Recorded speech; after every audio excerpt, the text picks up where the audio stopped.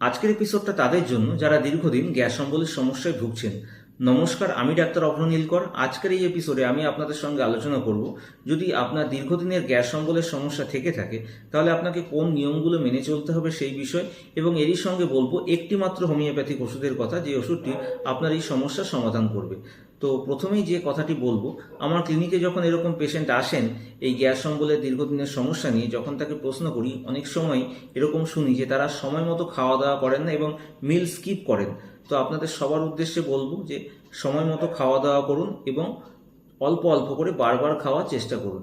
এরই সঙ্গে আরও একটি কথা বলবো, যে যখনই খাওয়া দাওয়া করছেন তখন আস্তে আস্তে ভালো করে চিবিয়ে খাবার খাবেন। এতে কি হবে, খাবার যখন ছোট ছোট ফুড পার্টিকেলে ভেঙে আপনার স্টমাকে যাবে, খুব সহজেই কিন্তু সেই খাবার হজম হবে। এরই সঙ্গে এরকম অনেকেই আছেন যারা প্রায় বাইরে খাওয়া দাওয়া করেন, খুব বেশি ভাজাভুজি খান, ফাস্ট ফুড এগুলো খান। এই অভ্যাস কিন্তু আপনাকে ত্যাগ করতে হবে। এবং যখনই আপনি খাওয়া দাওয়া করবেন, চেষ্টা করবেন অল্প পেট খালি রেখে খাওয়া দাওয়া করার। আর এরই সঙ্গে আপনাকে যেটা করতে হবে, প্রতিদিন এক্সারসাইজ করতে হবে। যদি সেটা সম্ভব না হয় তাহলে চেষ্টা করুন প্রতিদিন অন্তত 25 থেকে 30 মিনিট হাঁটার। যদি আপনি এই নিয়মগুলো মেনে চলেন, দেখবেন আপনার এই যে দীর্ঘদিনের গ্যাস অম্বলের সমস্যা, এই সমস্যা কিন্তু অনেকটাই কমে আসবে। এবং এরপরেও যদি সমস্যা থেকে থাকে, বা যদি এরকম হয় যে হঠাৎ করেই খাওয়া দাওয়া করে আপনার গ্যাস অম্বলের সমস্যা হচ্ছে, সেক্ষেত্রে আপনি চাইলে বাড়িতে এনে রাখতে পারেন একটি মাত্র হোমিওপ্যাথিক ওষুধ, কার্বোভেজ 6।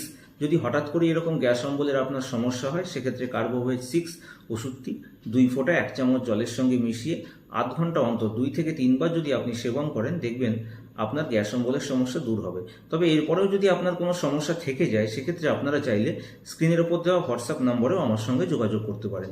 তো আজকের এই এপিসোডে আমি আপনাদের সঙ্গে আলোচনা করলাম, যদি আপনার দীর্ঘদিনের গ্যাস অম্বলের সমস্যা থেকে থাকে, সেক্ষেত্রে কোন কোন নিয়ম আপনাকে মেনে চলতে হবে এবং কোন হোমিওপ্যাথিক ওষুধ সেবন করলে আপনার এই সমস্যা দূর হবে সেই বিষয়েও বললাম। তো আজকের এপিসোডটি আপনাদের কেমন লাগলো আপনারা অবশ্যই আমাকে কমেন্ট করে জানাবেন। আজকের এপিসোডটি যদি আপনাদের ভালো লাগে তাহলে অবশ্যই ভিডিওটিকে লাইক করুন এবং শেয়ার করুন। ধন্যবাদ।